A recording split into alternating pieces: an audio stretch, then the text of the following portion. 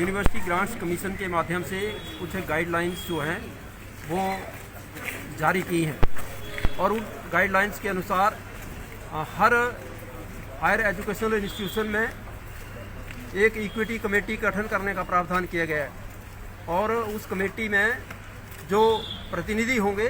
वो SC, ST, OBC और handicapped community के होंगे।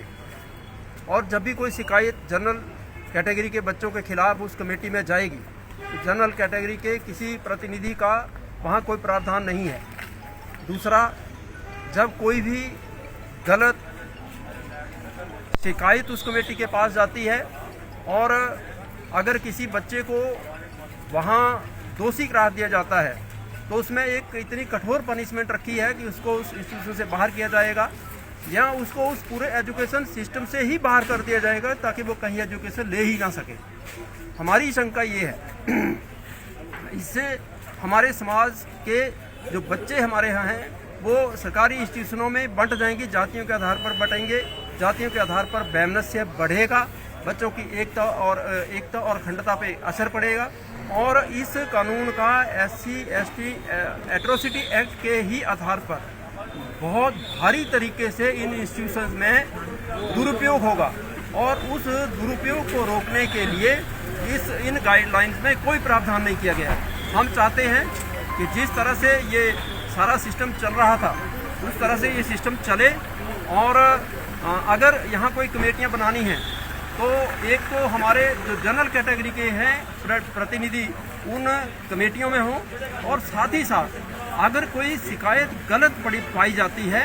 तो उस गलत शिकायतकर्ता के खिलाफ कठोर कार्रवाई का प्रावधान सरकार को करना चाहिए। हम इस तरह के इसमें अमेंडमेंट चाहते हैं और कंप्लीट तौर पर हम तो चाहते हैं कि इनको विड्रा किया जाए और विड्रा नहीं किया जाए तो हमारे जनप्रतिनिधि इसमें हो और इसके दुरुपयोग का जब भी कोई दुरुपयोग हो तो उस दुरुपयोग के जो करने वाला है उसके ऊपर कठोर कार्रवाई का प्रावधान इसमें होना चाहिए। हम ऐसा चाहते हैं।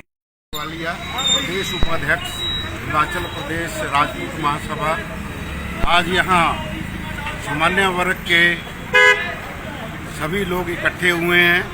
और हम माननीय प्रधानमंत्री जी, राष्ट्रपति जी को एक ज्ञापन DC महोदय के माध्यम से देने जा रहे हैं जिसमें हमारी ये मांग है कि UGC का जो काला कानून बनाया है उसको तुरंत वापस लिया जाए। आज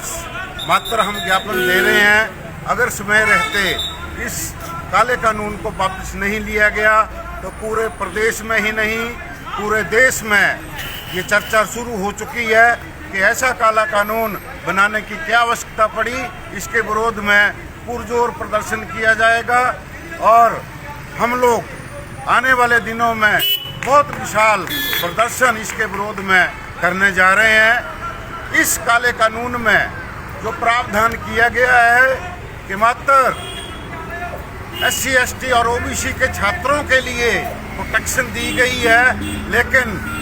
सामान्य वर्ग के जो छात्र हैं, राजपूत के बच्चे हैं, ब्राह्मणों के बच्चे हैं, बनिया दूसरे सामान्य वर्ग के बच्चे हैं, उनको एक क्रिमिनल की संज्ञा दे दी गई है इस काले कानून में, जो कि बहुत ही अन्यायपूर्ण है और इसको तुरंत प्रभाव से अगर